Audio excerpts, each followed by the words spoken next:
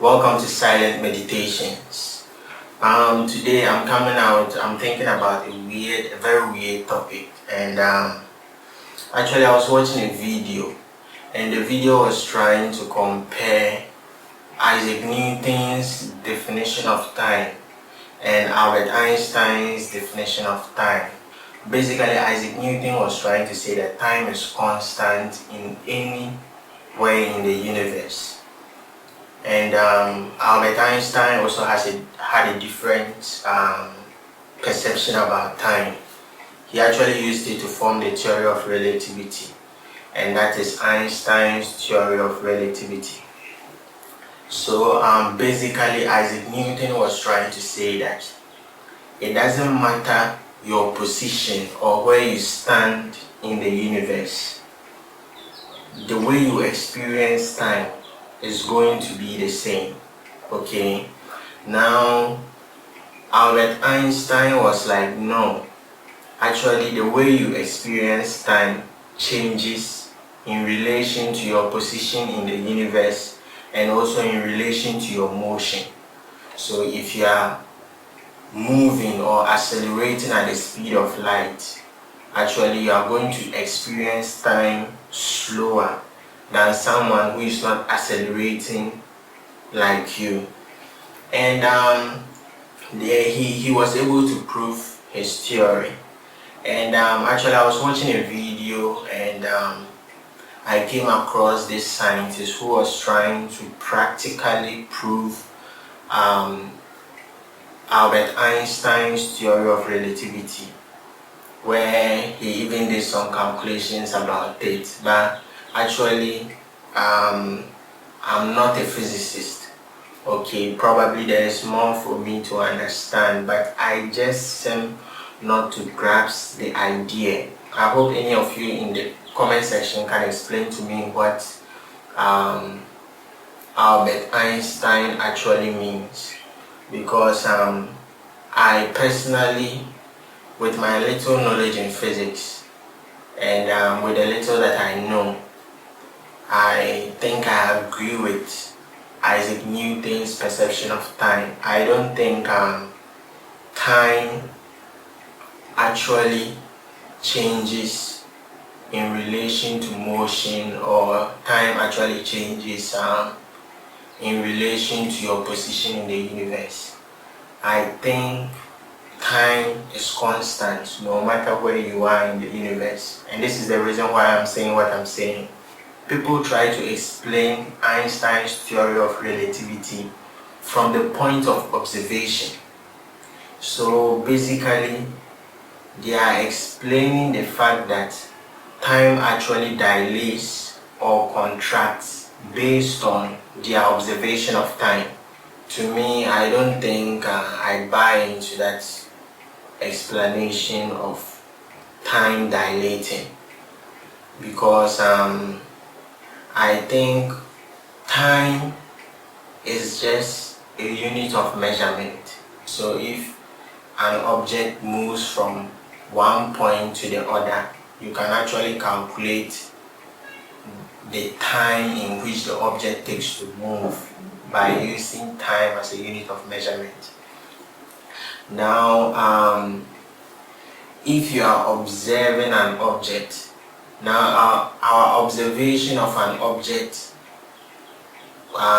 with our eyes is actually based on light, because per our body anatomy and our perception of the universe, we use our eyes to perceive the universe, and our perception of that universe is actually based on sight, or is based on light. Now, you see, light by itself can be affected by a whole lot of things, or can be influenced by a whole lot of things in the space in which it travels. So if light is affected or influenced by anything, our perception of light and hence our perception of time might be different. But it doesn't necessarily mean that because our perception of time is different, fundamentally in the universe, time has actually dilated. Albert Einstein's theory basically suggests that time and space is interconnected in a way. Okay, so whenever time is dilating, space is also affected. Okay, but I don't think time is actually connected to space in any way. I think space is just a space where all the elements that we observe are playing in space. So there is no way that elements existing in space will actually have an effect on space. Einstein's theory of relativity makes sense, but I don't think time actually dilates or contracts in the universe. I think time remains constant. Einstein's definition of time or concept about time, he basically is trying to say if you travel faster than the speed of light for 24 hours and you stop, your time is actually going to slow down, and probably instead of it being 24 hours, let's say you travel for 24 hours, so by the time you stop, the person who was not traveling with you, his time is going to run faster. So probably maybe by the time you travel for 24 hours and stop, the person who is observing you have already, the one observing you has already experienced like 48 hours or maybe higher than that, because he is trying to suggest that because you are traveling faster than the speed of light, your time is going to slow down, and I just don't buy it because it doesn't really make sense to me. I think there is a distinction between elements in space and space itself.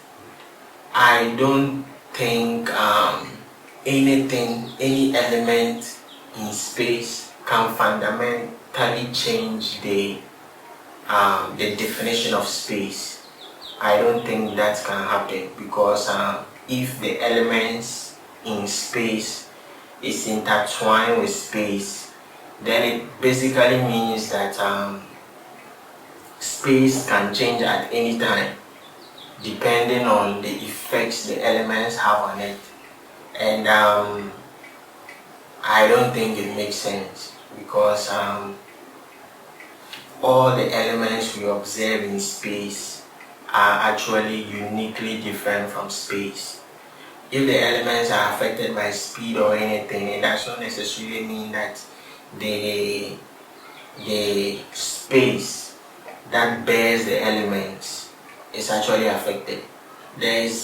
I was listening to one physicist, and he was saying something like Einstein used to believe that no body or no matter can actually travel faster than the speed of light, which I don't agree, because I don't think space is intertwined with light. If light is an element within space and is traveling very, very fast, it is also possible that matter, which is an element in space, can also travel very, very fast, provided there is an energy to enable it travel very fast in space.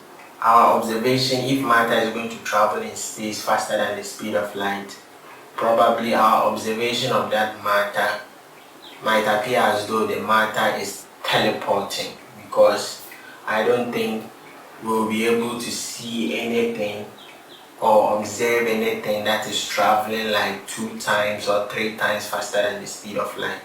But that does not necessarily mean that because we are not able to, maybe we don't have the technology to observe elements that are traveling faster than the speed of light in our space, that does not necessarily mean there are no elements within space that are traveling faster than the speed of light. And I think quantum physics is great. I'm not a physicist, but I just love the way the theories of physics are so practical and are affecting lives in the world. This is Silent Meditations. Watch out for more episodes. Have a nice time. Bye.